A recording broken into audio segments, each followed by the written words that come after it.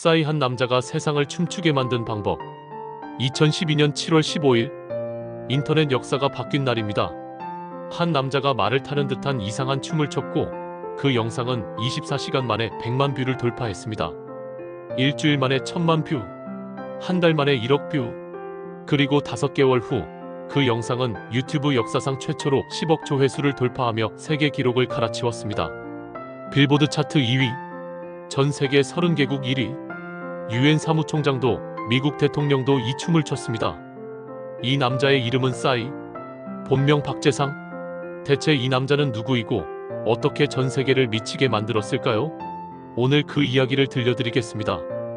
1977년 12월 31일 서울 강남. 한 아이가 태어납니다. 박재상, 훗날의 싸이죠. 그가 자란 강남은 당시 한국에서 가장 부유한 동네였습니다. 좋은 학교, 좋은 학원, 그리고 부모님의 기대. 넌 명문대 가서 의사나 변호사 되어야 해. 전형적인 한국 중산층 가정의 공식이었죠. 하지만 어린 박재상은 달랐습니다. 공부보다는 장난, 책상보다는 무대, 선생님 말씀보다는 음악에 더 귀를 기울였습니다. 친구들을 웃기고 파티에서 춤추고 래퍼를 흉내내는 게 그의 일상이었죠. 부모님은 걱정했습니다. 얘는 대체 뭐가 되려고 이러는 거야? 1996년 아버지는 결단을 내립니다. 미국에 보내서 정신 차리게 하자. 그렇게 박재상은 영어 공부를 위해 미국으로 떠납니다. 1997년에는 보스턴 대학교에 입학했죠. 하지만 미국에서도 그의 열정은 변하지 않았습니다. 아니, 오히려 더 커졌습니다.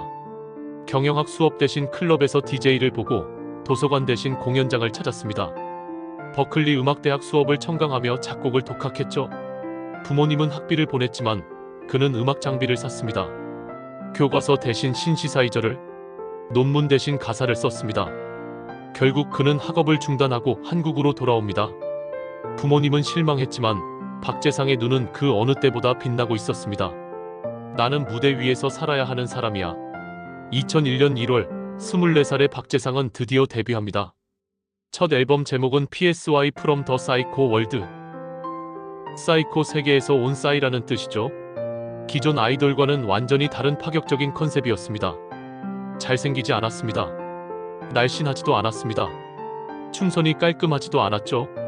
하지만 그에게는 뭔가 다른 게 있었습니다. 에너지, 솔직함, 그리고 웃음. 그는 무대에서 땀을 뻘뻘 흘리며 관객들과 하나가 됐습니다. 나는 너희와 다르지 않아. 나도 그냥 음악 좋아하는 평범한 놈이야. 첫 앨범은 제법 반응이 좋았습니다. 하지만 문제가 생깁니다. 타이틀곡 가사가 너무 선정적이라는 이유로 방송 금지를 당합니다. 언론은 그를 문제아로 낙인 찍었죠. 이런 가수는 한국 음악계에 해롭다. 하지만 싸이는 굴하지 않았습니다. 오히려 더 과감해졌죠. 2002년 두 번째 앨범, 2003년 세 번째 앨범, 매번 논란과 함께 했지만 그의 팬층은 점점 단단해졌습니다. 그런데 2007년 더 큰 위기가 찾아옵니다. 병역 문제였습니다.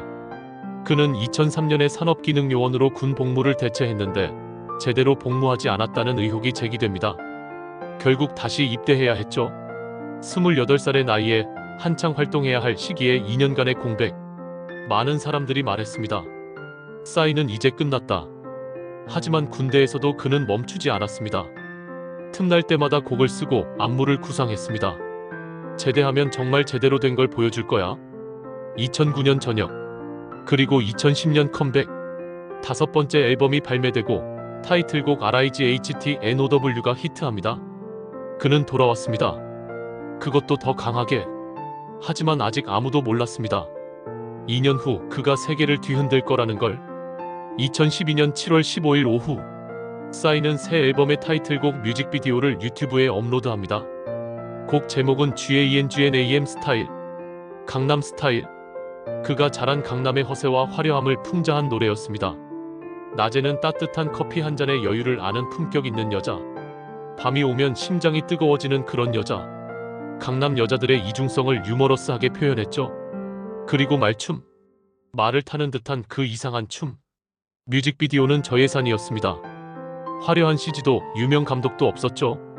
그냥 싸이가 강남 곳곳을 돌아다니며 우스꽝스럽게 춤추는 영상이었습니다.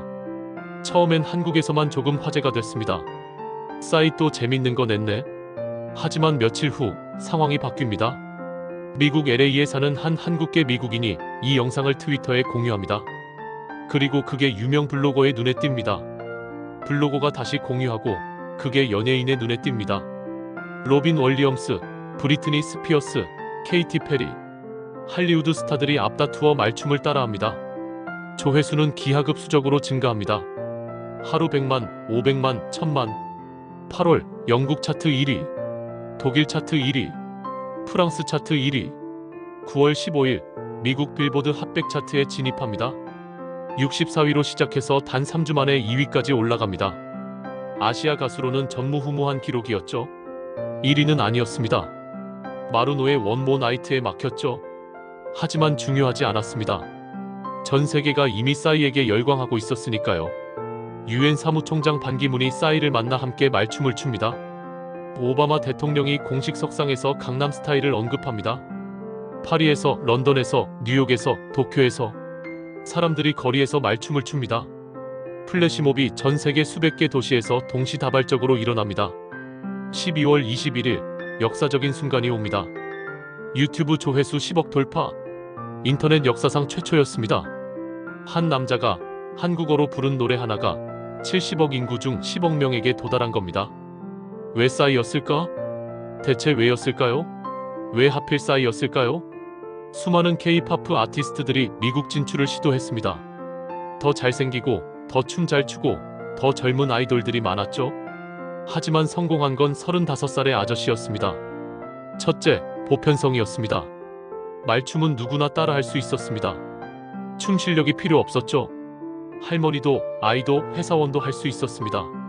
실제로 전 세계 유치원부터 양로원까지 모두가 말춤을 췄습니다. K-팝 칼군무는 멋있지만 따라하기 어렵습니다. 하지만 말춤은 달랐죠. 나도 할 수 있어. 둘째, 유머였습니다. 싸이는 자신을 우스꽝스럽게 만드는 걸 두려워하지 않았습니다. 땀 흘리고 헉헉거리고 넘어지고 완벽하지 않았기에 더 인간적이었죠. 사람들은 완벽한 아이돌보다 불완전한 싸이에게서 자신을 봤습니다. 저 사람도 나랑 똑같네. 나도 저렇게 즐기면 되는구나. 셋째, 타이밍이었습니다. 2012년은 유튜브가 폭발적으로 성장하던 시기였습니다. 스마트폰 보급률이 급증하고 SNS가 일상이 되던 때죠. 바이럴이 가장 쉽게 일어날 수 있는 완벽한 시점이었습니다.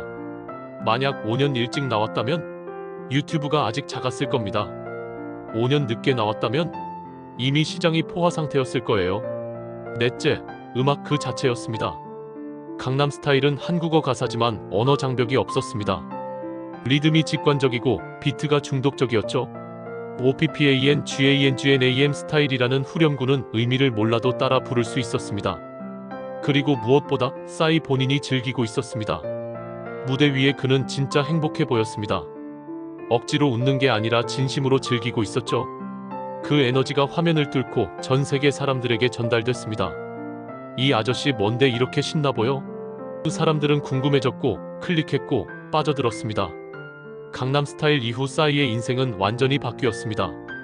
전 세계 투어, 수십억 원의 수익, 유명인들과의 만남, 35살 아저씨가 갑자기 글로벌 슈퍼스타가 된 겁니다. 하지만 그에게는 더 큰 부담이 있었습니다. 다음엔 뭘 할 거야? 2013년 4월 그는 후속곡 젠털루먼을 발표합니다. 24시간 만에 3,800만 뷰를 기록하며 또 한 번 화제를 모았죠. 하지만 강남스타일만큼은 아니었습니다. 사람들은 말했죠. 역시 두 번째 기적은 없구나. 싸이는 여러 곡을 더 발표했습니다. 데디, 누페이스, ILUV. 한국에서는 히트했지만 글로벌 차트에서는 예전만큼의 돌풍을 일으키지 못했습니다. 많은 사람들이 그를 원히트 원더라고 불렀습니다. 한 곡으로만 성공한 가수.